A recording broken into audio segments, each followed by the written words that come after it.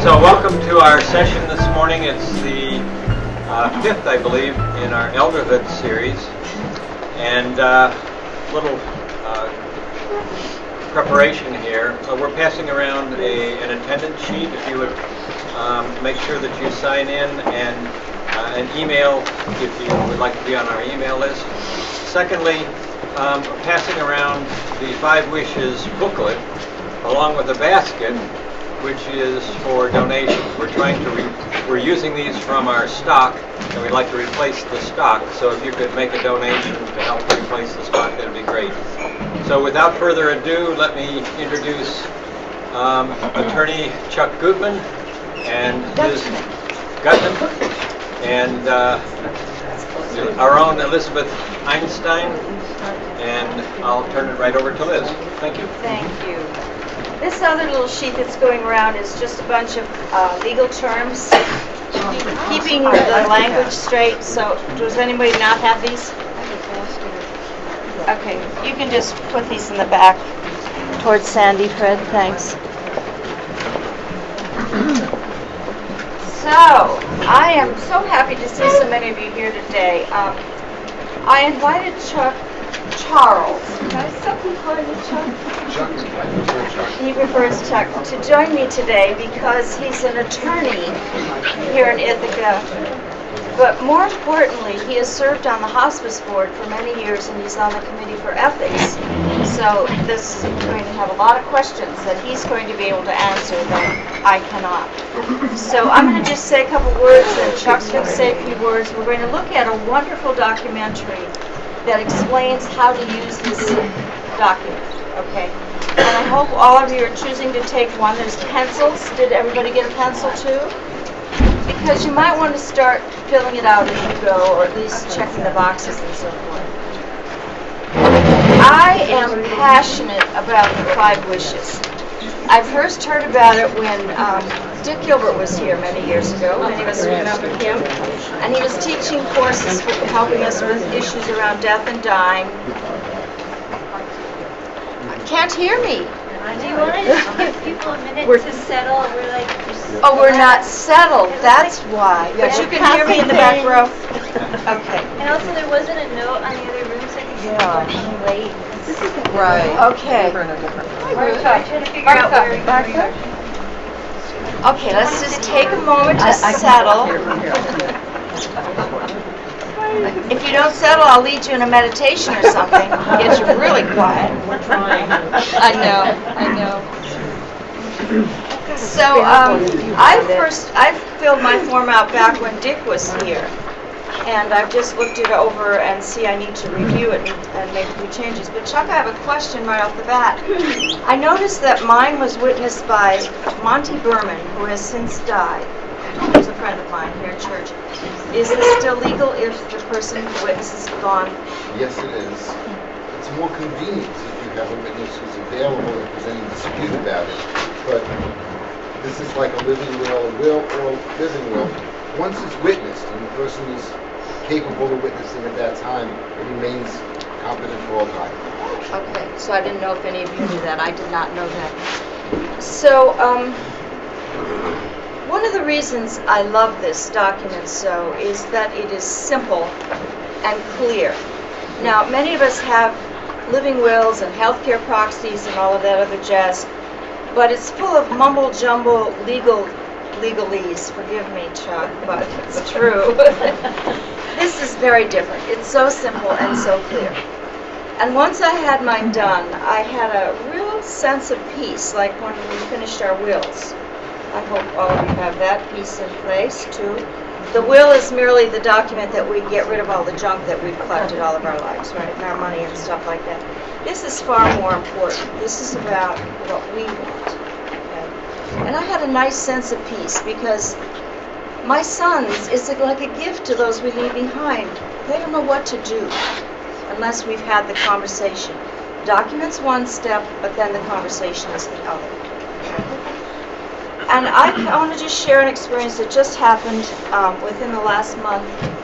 A very dear friend of mine, who was a member of this congregation for many years, was extremely close to her father. A attached deeply to her father. And last month, the 92-year-old man drove himself, he was in great pain, he drove himself to the hospital in Corning, where they immediately took him over to Sayre and said, you need surgery. 92 years old, okay? So she just couldn't believe this, but there were no documents in place. They never had a discussion about what to do. And she was totally traumatized. You know, she was grieving her father. She was afraid. The cardiologist said, we think that you need to do this, that if you don't do this right now, within a couple of hours, he's going to lead a miserable life and die a miserable death. So what did she do? She, of course, signed the papers. They did the surgery. He came out of the surgery in worse shape than he went in. Think of all the money that cost, first of all, and the trauma. He was intubated and trying to pull everything out. It was horrifying. She now is living with this in great guilt and sorrow about what happened with her father, but there was no guidance for her, nothing left behind. This simple document can help with that. And Chuck, I'm sure you have a couple stories before we start the film. Thank you. It's absolutely. Can we hear you, please? Sorry. What Elizabeth said is very, very true. I'm an attorney. I've been on the hospice care board for a little over 25 years now. And everyone should have a will. A will is not for you. It's for the people you leave behind. Whether it's 5 wishes or some other document, it's absolutely essential, both for you and for the family members, that they know what you want to do. As a lawyer, we look at things sort of from the opposite point of view. What disasters are going to happen? And I was at a death a few years ago. Very intelligent person. Finances were all cleared up. His wife was dying. There were 2 adult children in the house. And we got back the last, hour or so. And I was alone with him, and I said, okay, exactly what would she like about this in terms of what she wanted the last hour or two, what she wanted done with her remains afterwards. And he said, well, we've never talked about this. And I was shocked. Very intelligent guy. And I said, you got 2 adult children standing outside the door. We're going to go out in a few minutes and tell them that you have talked to her. And again, here I am encouraging him to lie. Because the children needed to hear that their father was treating their mother the way she wanted to be treated. And it worked out beautifully. He came and gave a really clear statement. The kids were fine. And he was very troubled afterwards. Just felt guilty that he hadn't really found out from his wife what she would want at the very end. So Elizabeth is absolutely right that it's very important that you fill out a document like this. Well, I go one step further. Is filling out the document is the first step, but it's not the final step. Because if you fill out the document and you put it away in a safe deposit box, it's not very useful. What you have to do is a few things. You need to think about what you want at those times, and where this document is, I think, more interesting than the traditional living will and healthcare proxy with lots of whereas and henceforth and hereafter. That talks solely about medical issues. This one, I think the description is, it's like a living will with a heart. It talks about how you want to be treated not only physically, but emotionally. What you want your loved ones to know. How you really want them to care for you. What music do you want at the end? And then you may say that's little things. But at that time, you want exactly what you want. So you got to think about what you want. You actually have to fill out the document, because if you don't, it's a mess for the doctors. If there's nothing signed, they don't know who's supposed to make the decisions. But then you actually have to talk to the people who are going to be making those decisions. And from my experience, the word death is a very scary word. It's the D word. You know, people used to talk in matrimonial law. You don't say the word divorce. When people are dating, you don't say marriage. In our society, people don't say the word death. It's too scary.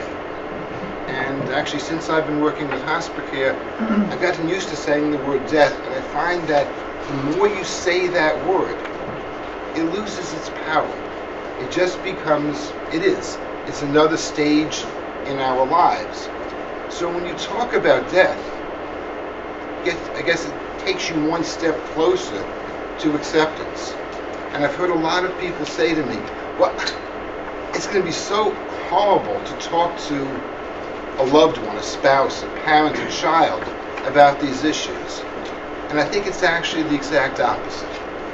If you're talking to someone who is a soulmate of yours, again, a spouse, child, a parent, it becomes one of the richest conversations you can have. Over the last few years, I've talked to my mother, who's going to be 95 a couple months from now, about these issues. And it's the most wonderful conversation. I get to understand her better. She really likes talking about this. And you really get to know someone better. My wife and I have both worked with hospice care, so we've talked about this. But when you have these conversations, you're opening up your soul to this other person. So it's not a bad conversation. It's probably the conversation you want to have with your loved ones. And it makes it so much easier for them when this time comes. And the bad news is probably most of us are going to die. And when that happens, you want your loved ones to know exactly what you want. Partially for your sake and partially for their sake. Let's see if we know anybody in here who thinks they will never become ill. Will never die. Oh, Carol, you're never going to get ill? Lisa, I just want to say that if someone is dementia, you can't have this conversation. That was my experience with my mother. Somebody address the need to do it sooner rather than later. Carol, you're right. You can't have she was saying, you can't have the conversation with someone if they get dementia, which just emphasizes have the conversation before them. And that's why I emphasize younger people coming today to hear this, not to wait till we're old or lose control. And I'm sure many of you have seen still Alice, that lovely film. Pardon? Oh, Fran, did you have something to offer? Or just... I said if you're demanded, it might cheer you up.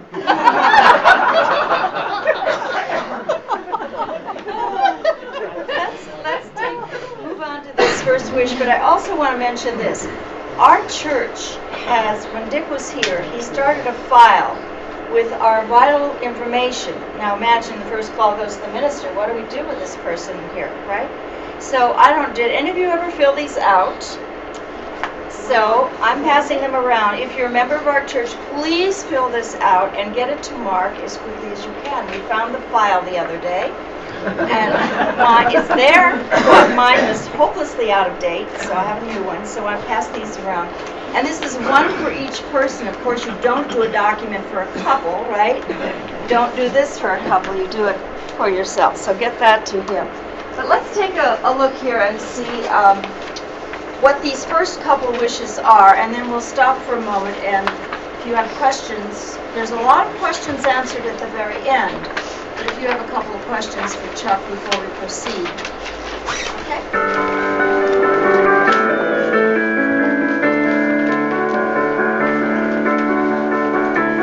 When I created 5 Wishes, I wasn't sure if anybody would want it.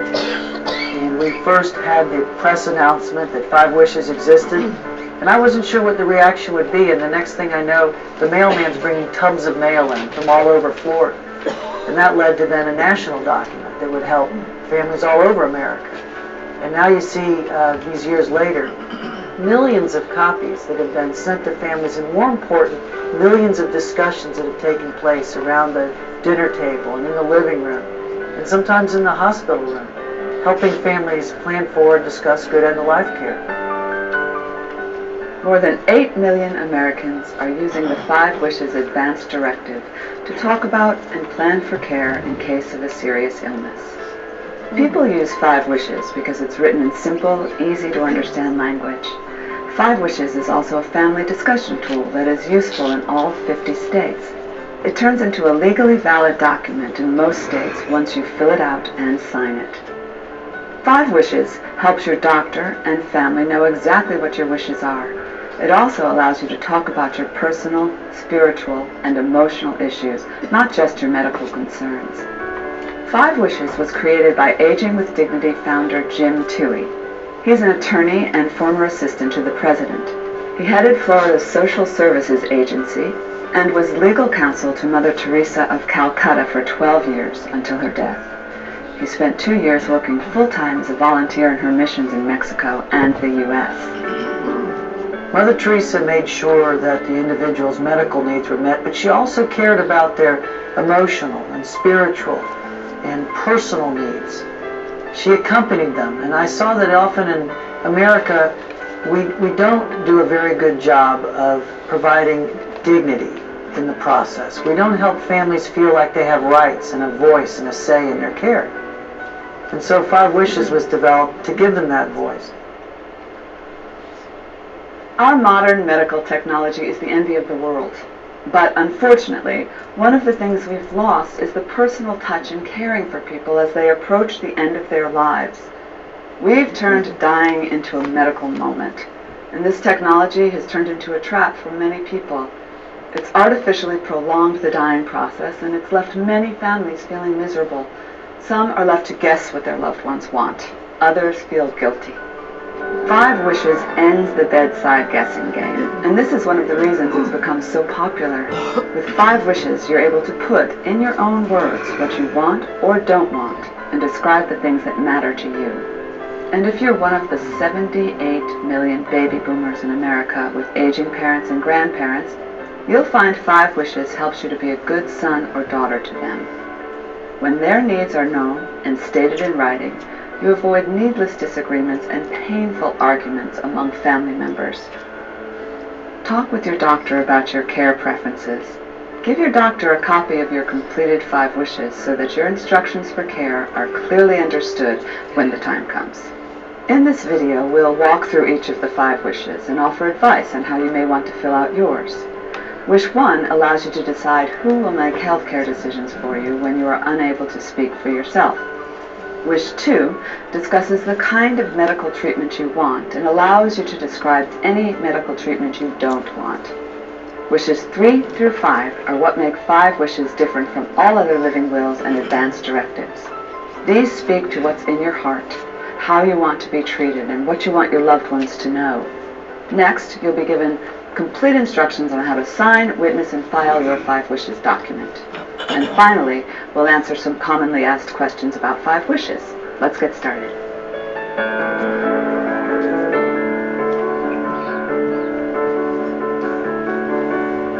Wish 1. The person you want to make healthcare decisions for you when you can't make them for yourself.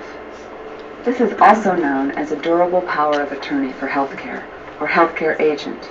Once you complete your 5 Wishes, this will be a legal grant of authority to a person to act on your behalf when you're incapable of making decisions, whether it's for a temporary period of time or permanently. There are instructions on choosing the right person to be your healthcare agent. Read those instructions carefully. They give you helpful advice about how to choose the right person for you. There's also space on the form to choose alternates in case the person you select is either unwilling or unable to serve. As we go forward in Wish 1, you see a list of actions your healthcare agent can take on your behalf. It begins with making choices about your medical care, and it continues with rights that you may legally confer on your healthcare agent. If you see something you don't want your agent to have the power to do, simply cross it out. If you'd like to add to or limit the powers of your healthcare agent, you can do that in the space that's there on the form. You'll also find advice on what to do if you decide you want to have a different healthcare agent, or if you change your mind about having one at all. That's Wish 1. It's as simple as that.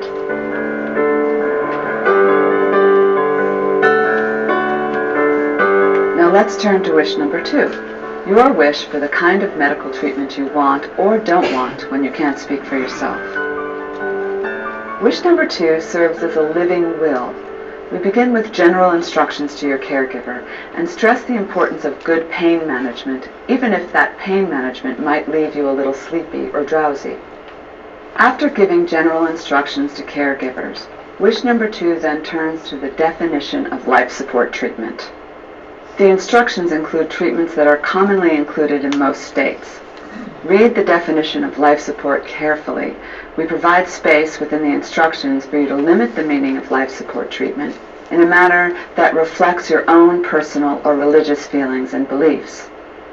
For example, some people will specify that in certain situations they do not want artificially administered food and water, so-called tube feeding, to be treated as life support treatment. That decision is up to you. And it's a decision you make based on your own personal and religious beliefs, as well as your own wishes regarding the kind of medical treatment you want or don't want in any situation. We also give you advice about a Do Not Resuscitate form in the section entitled In Case of an Emergency. A Do Not Resuscitate order is different from the 5 Wishes form because it must be signed by a physician. It's typically given only in hospitals or nursing homes or to individuals with a terminal illness, and it deals with emergency care.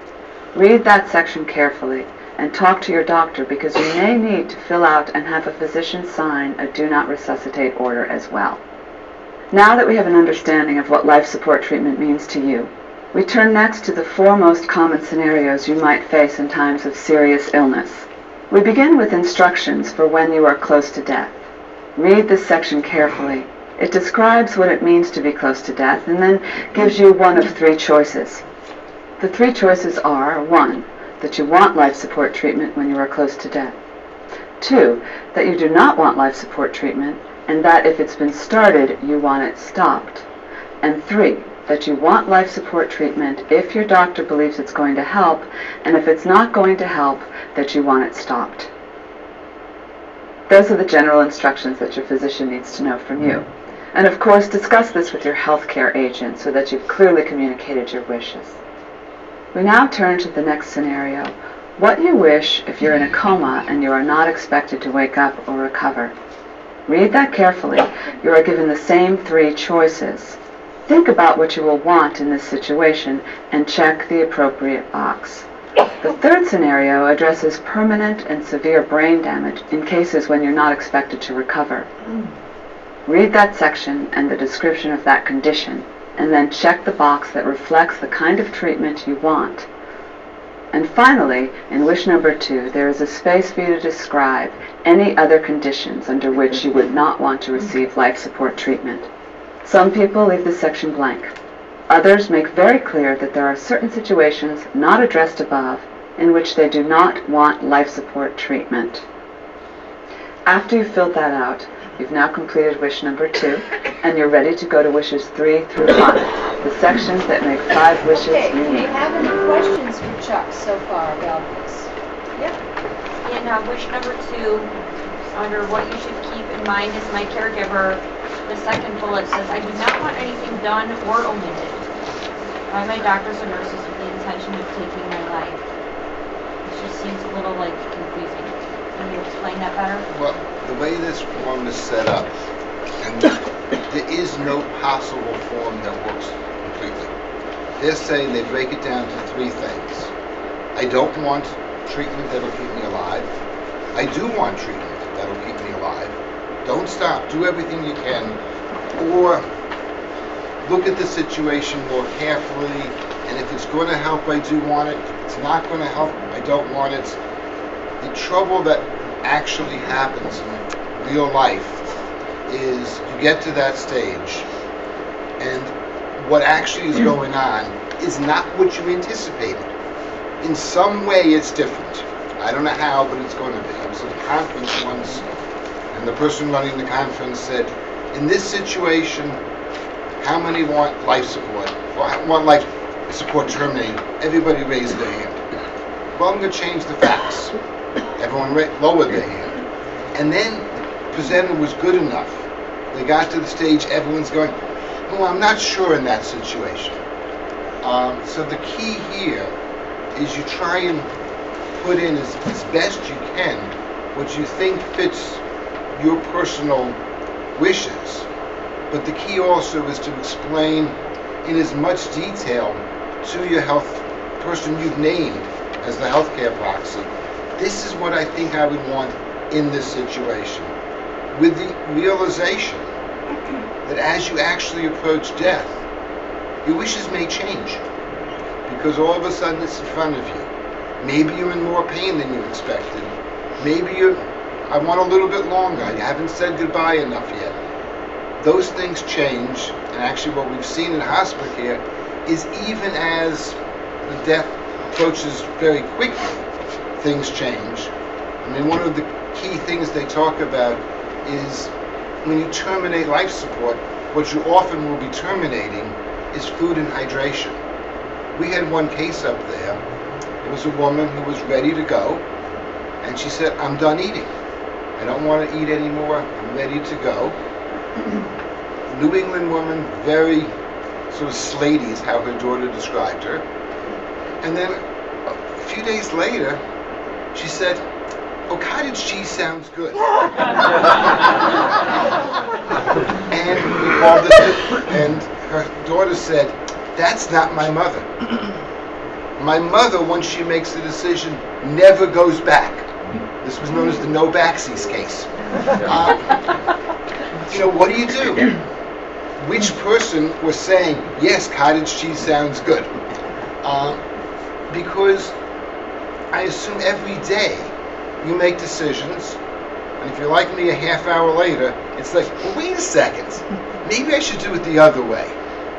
And when you're talking about big decisions like this, there isn't any black and white. You have to, the better your healthcare proxy knows you, they will be able to work with the doctors and say, this is what I really want. Well, did she get cottage cheese? Well, I wonder. We got a compromise. We did not offer her cottage cheese, but every time she asked, she got it. So we didn't push it on her. And actually, I think she got to see it, but we wouldn't say, do you want cottage cheese? But if she said, I'd like some cottage cheese, she got it. That was the compromise we came up with. So my question, it's a good answer. The question is, does this bullet point here mean do everything you can to keep me alive? Is that what it means? I just didn't fully understand it. I do not want anything where are done. you? It's Where are you in the She's in booklet? wish 2. I do not want anything done or omitted by my doctors or nurses for the intention of taking my life. Where The is this? second bullet point on Right here. page 6. Okay. That means I want to be kept alive. Okay, it's a little like double negative. It is so double I'm negative. having a hard time understanding it. Because And it the other- almost sounds like a sort of a physician-assisted suicide issue. And there are some really fascinating books out there. There's some amazingly good books on physician-assisted suicide. Physician-assisted suicide in New York is illegal. Therefore, it doesn't happen. Right. Definition. What you get when these questions is a whole, we're not going to go into today, concept of palliative sedation. And the difference is, what is the motivation? If the motivation is to terminate life, then it's physician-assisted suicide. So you can't do that. If the motivation is to palliate, to relieve pain or discomfort, then it's not physician-assisted suicide. And the tricky one there is if it's physical pain, it's pretty easy. Oh yeah, we want to eliminate physical pain. If it's emotional pain, what they call existential palliative sedation, no one knows the answer. As a matter of fact, the National Hospice Organization has refused to give direction on this because all the different local hospices are so split. That's the cutting edge on the whole hospice ethics issue. We're considering a program on that this autumn. Yeah. So is that something that would interest many of you? Okay, great.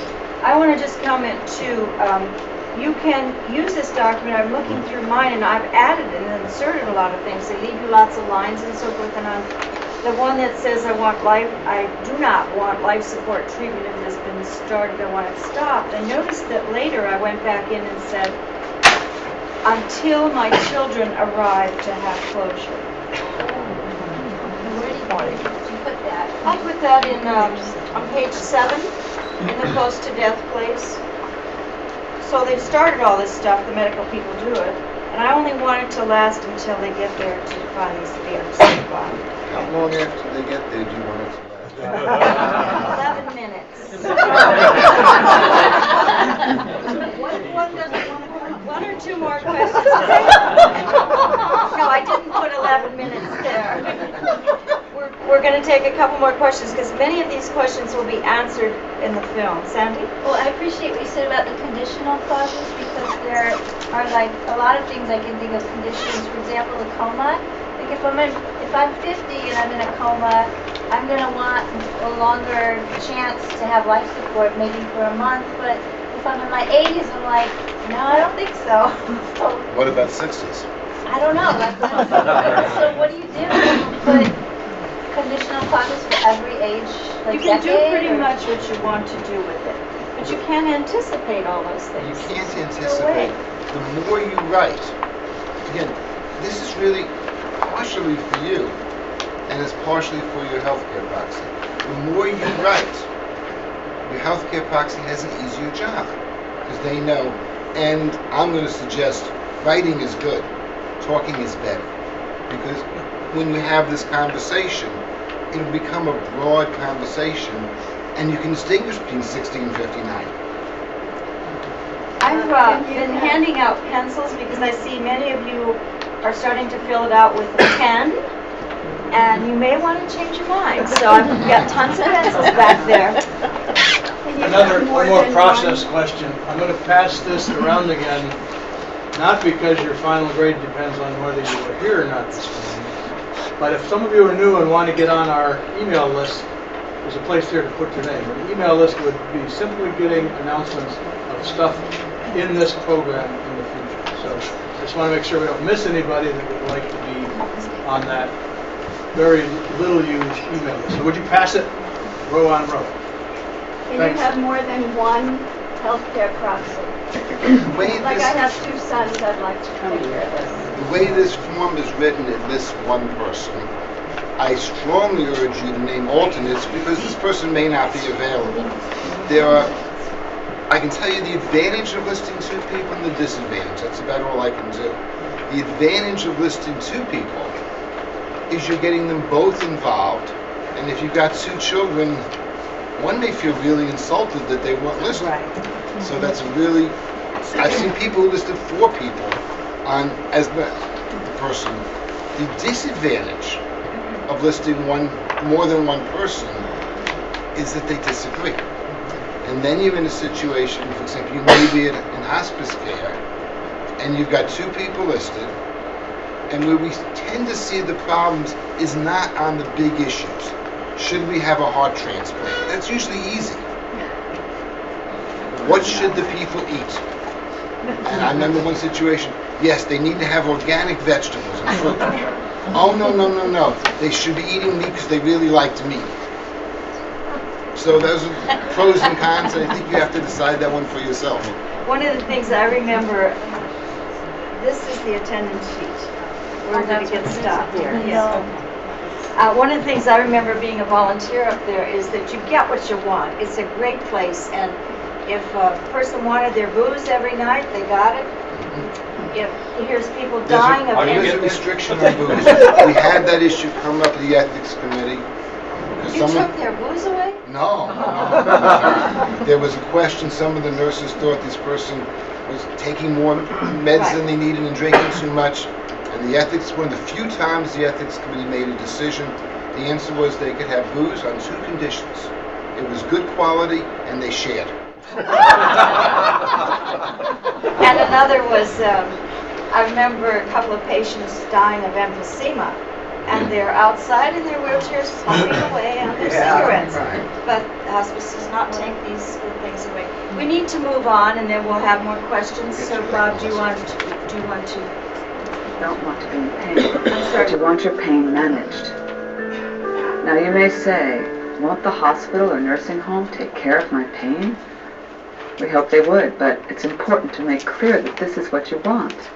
America is good at curing people, but it's not very good at caring for people, and that's why we stress good pain management in Wish 3. Then 5 Wishes lists other forms of caregiving that you may request that are just good hospice practice. For example, placing a cool, moist cloth on your forehead when you have a fever. There are other things that you can read and see that talk about how you want to be comfortable. Perhaps you want music played or someone to read to you. We get so much mail from people who tell us how 5 Wishes helped them cope with the ordeal of a loved one's death. How doing what the person wanted brought peace of mind and satisfaction to family members.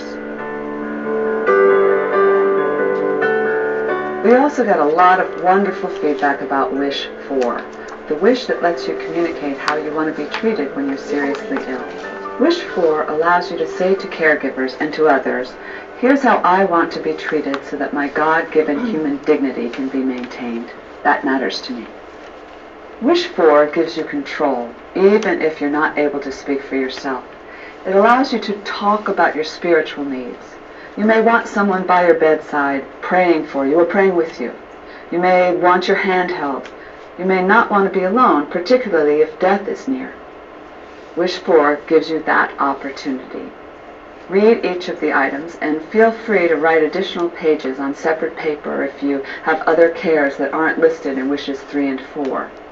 We give you ideas of care choices that you may want to communicate, but you may have your own particular wishes instead. Write them down. It's perfectly fine to attach those pages to your 5 wishes once you've filled it out. In Wish 4, you're saying, this is what dignified care means to me. I want you to know these things matter to me. Now let's go to Wish 5. Wish 5 is my wish for what I want my loved ones to know. This is unique to 5 Wishes. You're asked to think about and communicate matters of the heart and soul, to talk about your love for your family members and friends and others, and to talk about forgiveness. Wish 5 gives you a chance to think about asking for forgiveness from those you may have hurt in your life, and it allows you to convey forgiveness. People get very creative with Wish 5 because it gives them a chance to communicate. Here's what's in my heart. Here's what's on my mind. Here's what matters in my life. There's also space in Wish 5 to communicate your burial instructions and to give advice to family members and others about a memorial service, specific readings or songs you may want read or sung during the service, or if you want a memorial service at all. At the bottom, space is available for you to describe your wishes for organ donation and any other concerns that we might call closure matters. It addresses all your closure concerns so that if sudden illness strikes and you're not able to speak and communicate anymore, you have written communication that states exactly how you feel. It's truly one of the best aspects of 5 Wishes. Once you've filled out your 5 wishes, there's one more thing you need to do. You need to sign it and make sure you follow the instructions in the Signing the 5 Wishes section of your booklet.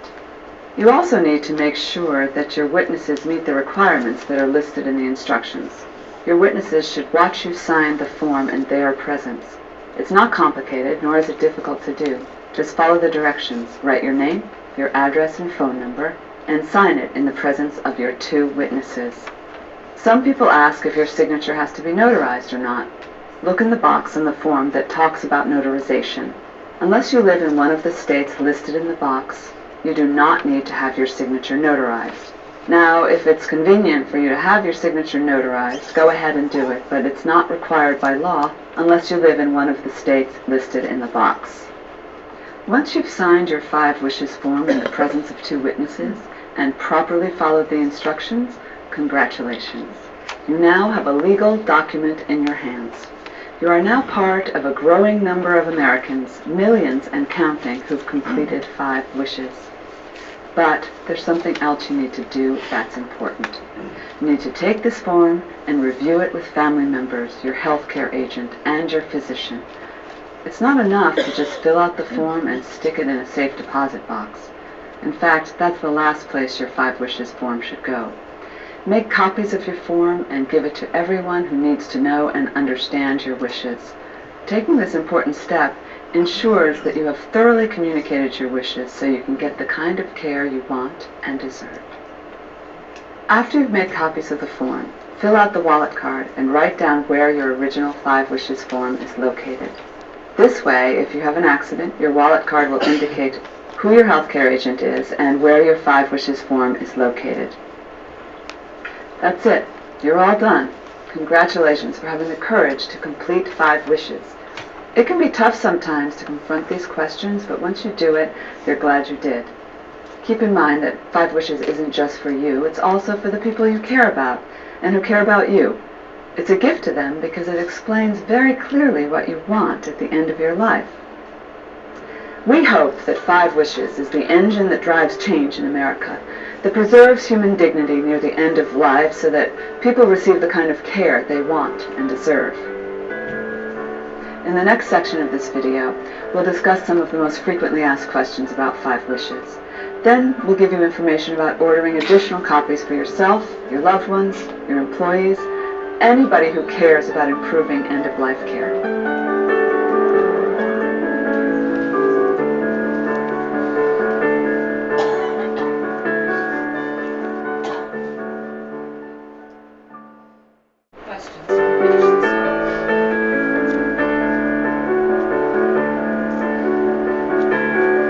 Aging with Dignity's headquarters office is located in Tallahassee, Florida, the state with the nation's highest percentage of elderly citizens. This is the Aging with Dignity mailroom, which is a pretty busy place. Each day we process requests from all over the world for 5 wishes. Many are repeat orders from individuals or groups who have seen for themselves how 5 wishes has provided peace of mind to so many people. In this portion, we'll go over some of the most frequently asked questions we receive about 5 wishes. Much of this information is also on our website at www.agingwithdignity.org.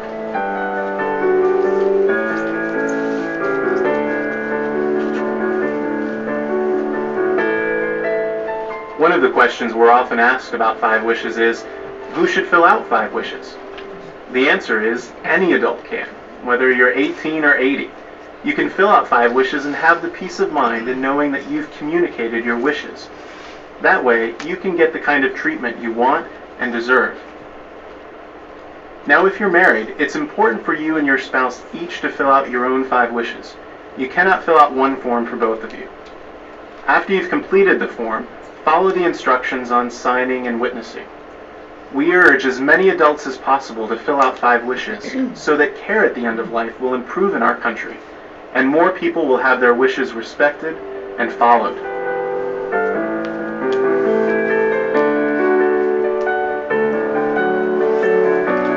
Many people, when they see 5 wishes, say, "Gee, I wish I had this form when I filled out a living will." Well, there's good news. You can change to 5 wishes. Follow the instructions in the booklet under the section that says, "How do I change to 5 wishes?"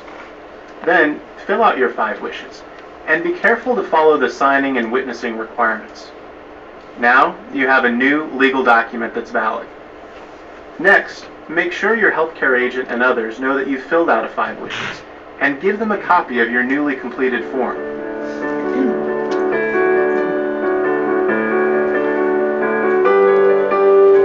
You may be wondering, what if I live in a state that's not listed as a 5 wishes state? Well, I have some more good news. You can still use 5 wishes. What we suggest people do in that situation is fill out the state required form, which you can get from your doctor, and then fill out your 5 wishes. Attach it to that state form so that your healthcare providers know the fullness of your wishes. Personally, I don't like state forms because they require you to use their words to express your wishes, which doesn't make sense to me. But fortunately, people who use 5 wishes with their state form have the chance to communicate to everyone, "Here are my wishes." Do make sure that what you fill out in your 5 wishes form doesn't contradict something you put in your state form. We anticipated that possibility, so we made wish number 2 track with what most living wills have in their form. Wish number 1 tracks with what most durable power of attorney for healthcare forms have. That's why we've seen thousands and thousands of Americans in states that aren't so-called 5 wishes states use 5 wishes. And we're hopeful that soon 5 wishes will meet the legal requirements in all states. Check the 5 Wishes States section of our website for updated information or special instructions for your state. New York is a 5 wishes state. Probably saw. Since 5 Wishes has become so popular and is used around the world, we're often asked about using 5 Wishes outside the United States. While it may not be a legal document in other countries, because most other countries don't address advanced care planning in the law, 5 Wishes is still a good way to express your preferences, no matter where you live. The most important thing is to make sure your family and your healthcare providers understand what's important to you if you get sick.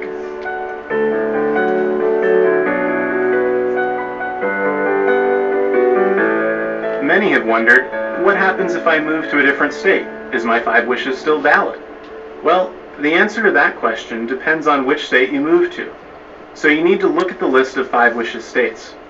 If you move to a 5 Wishes state, your 5 Wishes is still legally valid. You don't need to fill out a new form. But if you move to a state that's not listed there, then you need to get that state's required form and fill it out. You can then attach your old 5 Wishes to it, and that lets your healthcare providers know exactly what your wishes are.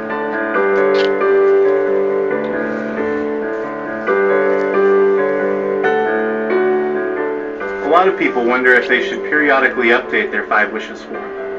What we tell people is, do what your heart tells you to do.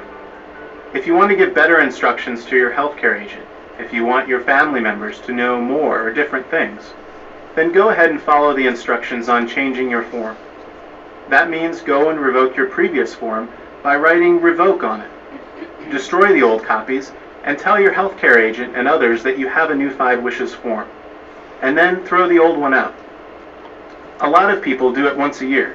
Sometimes people do it once and never change their 5 Wishes. It really depends on you and what your wishes are. I know in my own case, I filled out my 5 Wishes form and later I went back and changed a couple of things because my thinking about what I had wanted had changed. Just follow the instructions. If you need to order a new 5 Wishes, just call us at 1-888-594-7437. That's 1-888-5-WISHES. You can also go online to www.agingwithdignity.org. Or you can send your request and payment through the U.S. mail using the address that's printed on the form.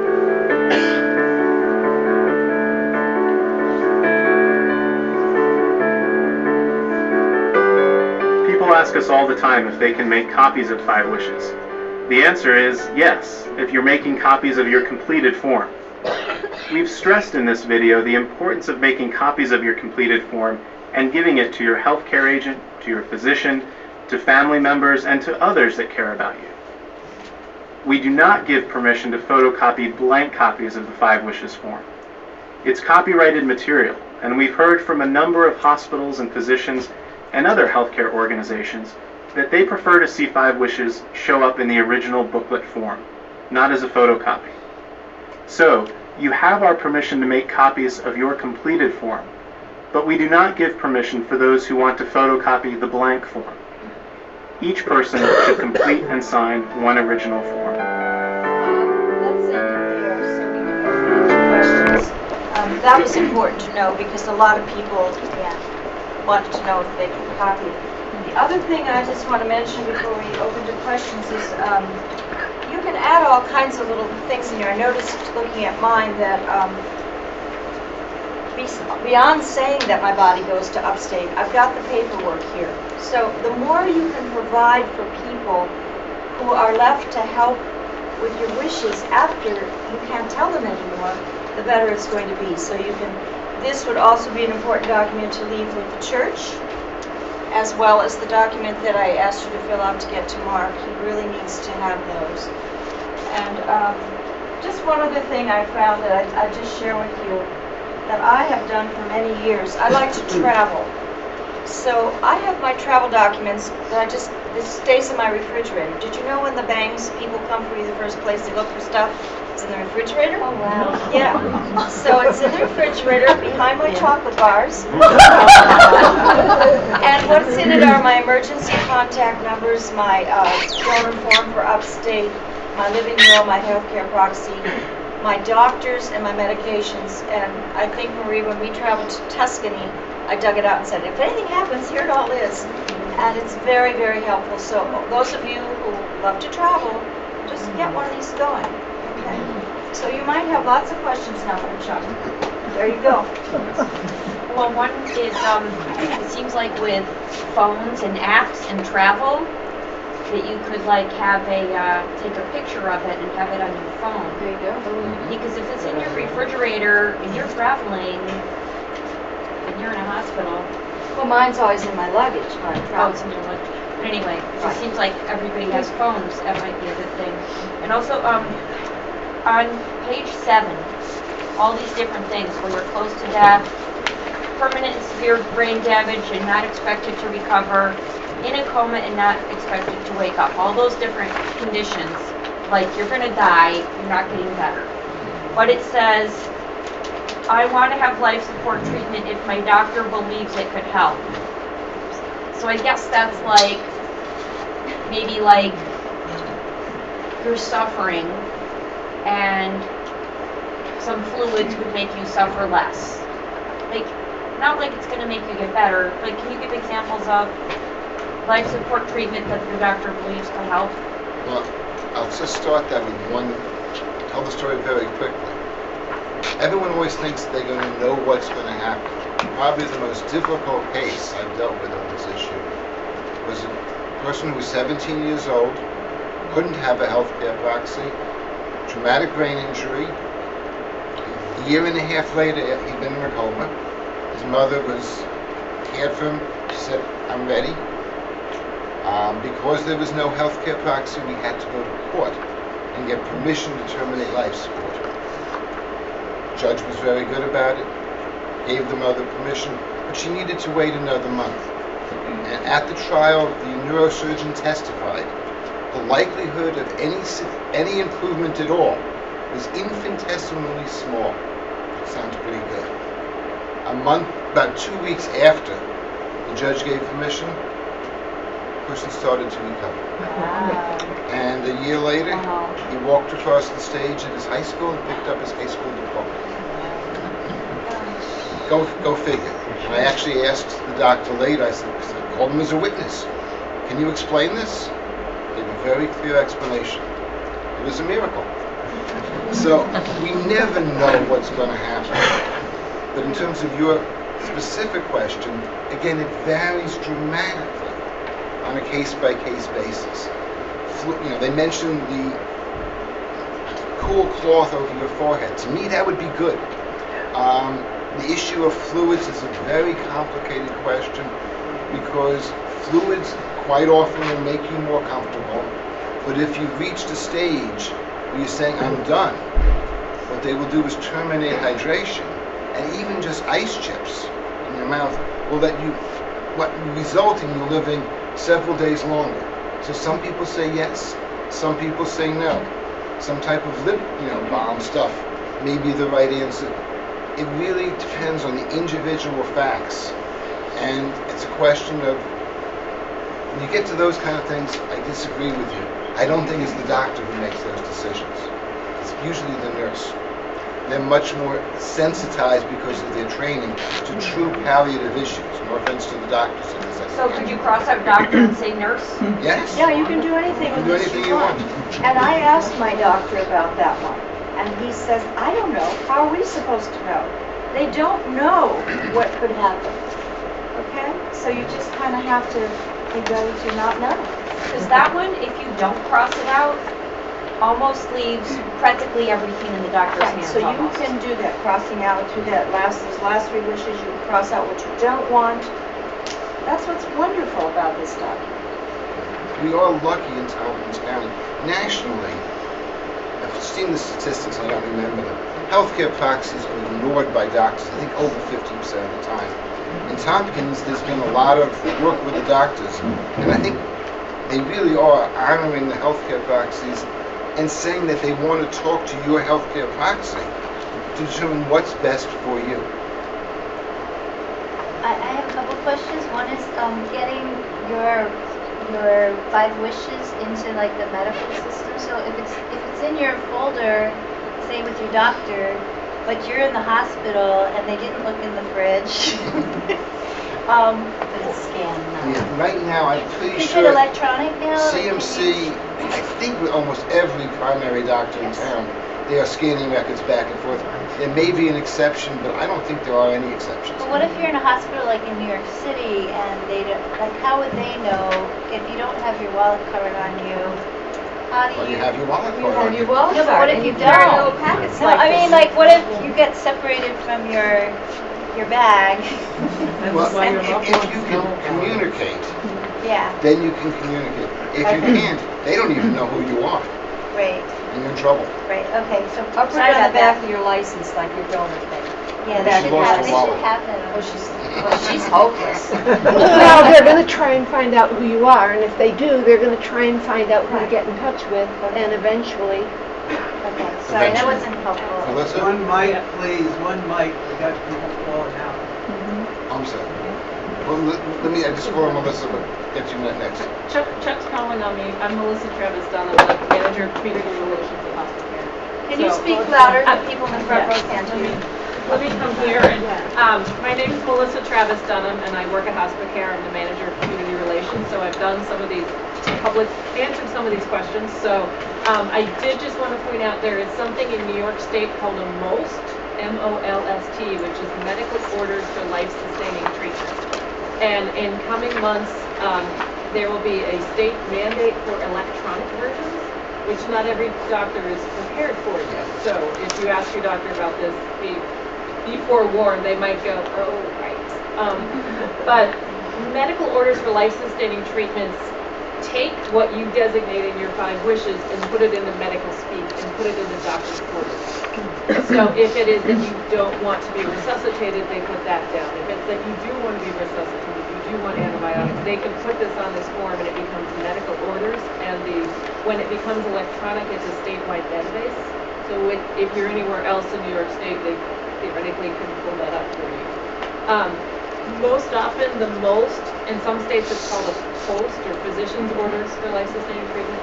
Most often that's done when you have a serious or acute condition. If you're just otherwise healthy, happy, it's not, you can ask your doctor about it, it's not as critical.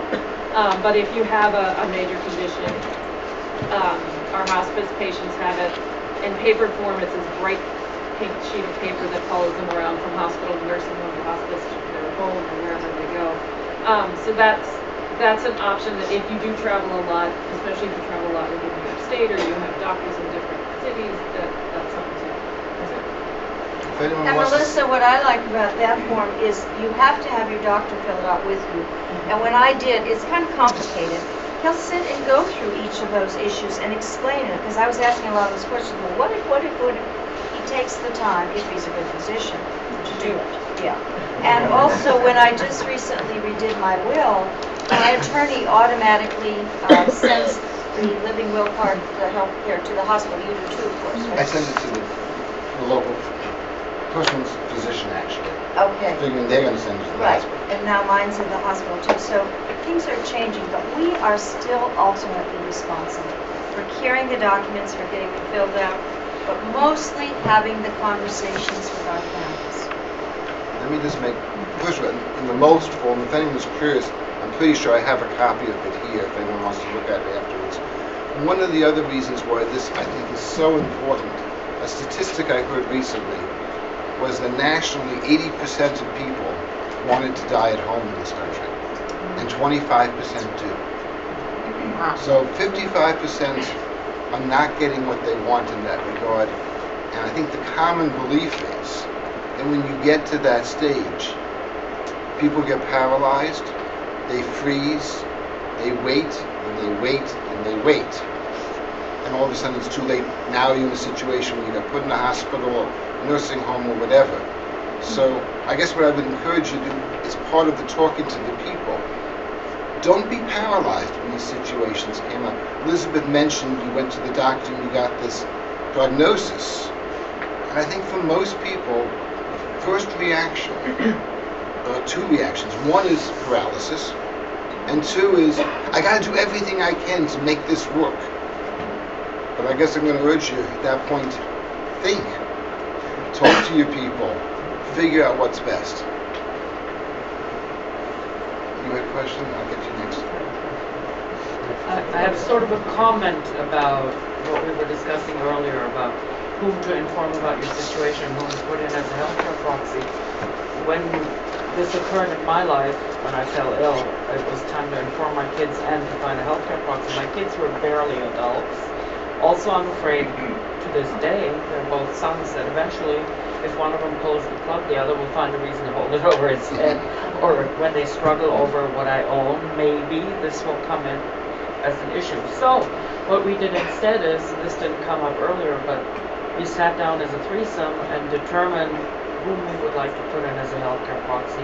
They both agreed that this person was a good one for them because she would be somebody they could talk to, and she knew them well enough that this would be a very comfortable scenario, and that's what we did. So the people who are in charge of that are not in my family, but they're on board with her, and they can hold it against each other.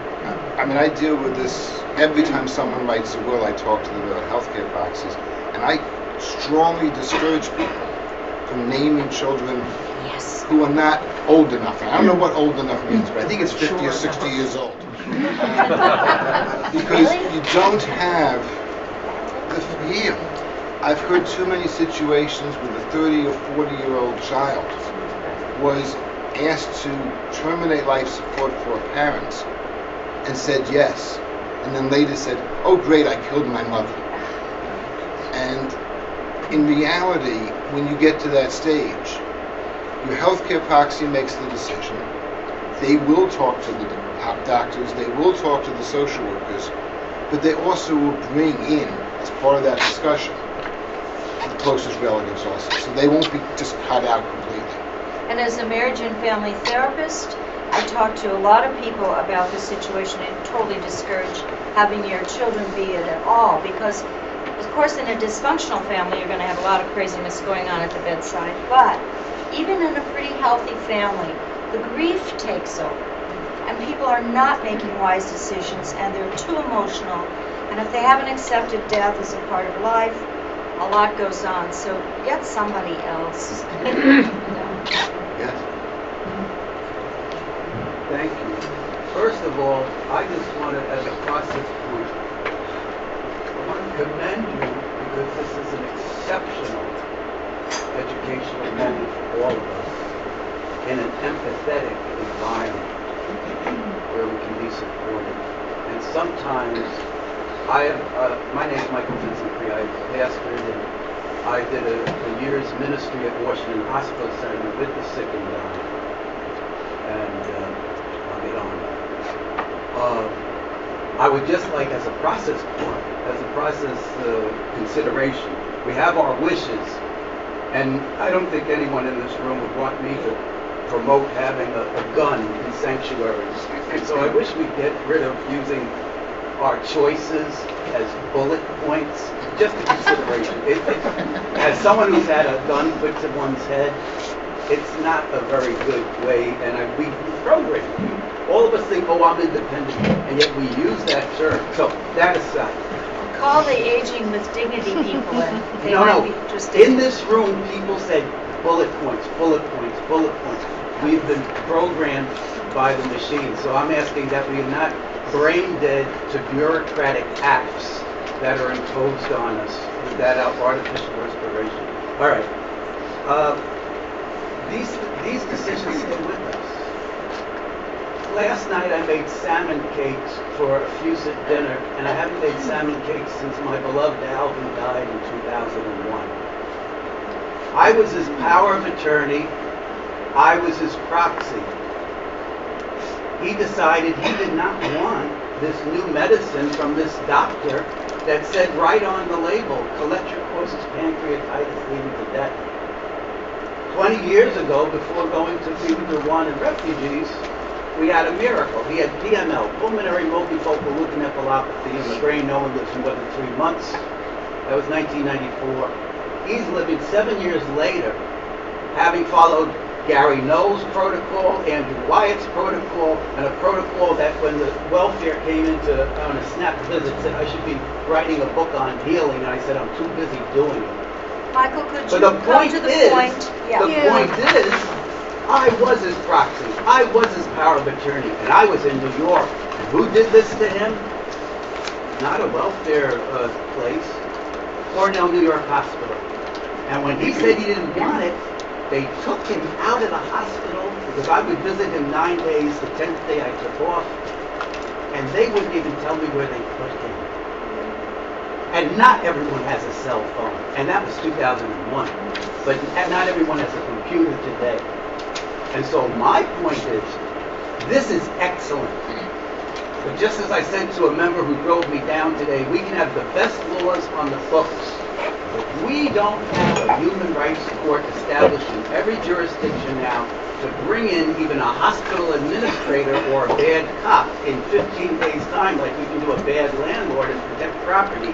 How do we protect the people making these choices? We have one more question. Mary's had her hand up for forever, and then people are starting to disperse to do your tasks. So we'll finish after Mary.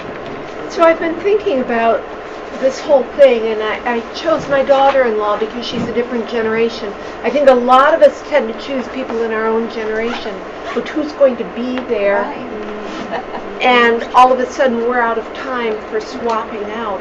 I even had thought of putting in that if my granddaughter is old enough and feels comfortable with it at that time, she could be that person. But I am really concerned about the whole, my blood pressure is low enough that I'll probably outlive a lot of the people in my life. Not your granddaughter. Maybe.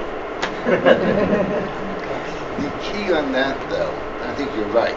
I'm going to disagree with you about the Same with the doctor, by the way. My doctor could have been retired for a long time. But they give their records to someone else. But the key there, in the form, any form you're using, you have to name. I'm saying you have to name. You name the person you want to be the proxy, and then you name someone else if that person can't. I mean, you may name your spouse, and they may be in an accident with you. Great, congratulations. That's why you name alternates. There's something in here about New York State requiring something special. Page 11. Residents of Well, he's looking that up. The church has a copy of this, and I have an extra copy, so if any of you want to borrow this from me for a week or so, feel free to talk to me about it while Chuck's looking up page 11. What about page 11? Kathy, just... It's talking about witnessing. In New York State, I'm 99% sure that it either has to be witnessed by 2 people or 1 person plus a notary. But the answer is definitely have a couple people witness it. Don't have the people who you're naming as your healthcare proxy be the witnesses. And if you can possibly get it notarized, get it notarized. Notarization's not required in New York, but I know it is in some states. I think they mentioned North Carolina. So great, you fill this out, you move to North Carolina because you want to get away from the winter, and now it's no good. Get it witnessed. I always have people do 2 witnesses, and I always have it notarized also. Why not? It's that easy. Notaries, easier than you think. Every lawyer's a notary. Almost every legal secretary is a notary. Banks have notaries. People don't charge to have things notarized. Just don't think they do. Okay, we're going to continue this series in another form in the autumn, so if you have any ideas that you would like to see us have presented, like euthanasia, like some of the others, what else is in the works, Bob, and just... well, some are. Yeah, we have, I guess Mary's going to do something on green burial, and we have one more palliative care. Yeah, those are this year. This year, They're right. all set in stone, but I'm talking about next autumn. Compassionate choice on euthanasia. Possibly there's a video on music and aging and dementia. we'll probably do that one, and there may be a couple of other topics. So if you we're gonna have do. some good ideas, please tell Bob and Fred, because they're the committee people. And I want to thank you so much, Chuck, for being here.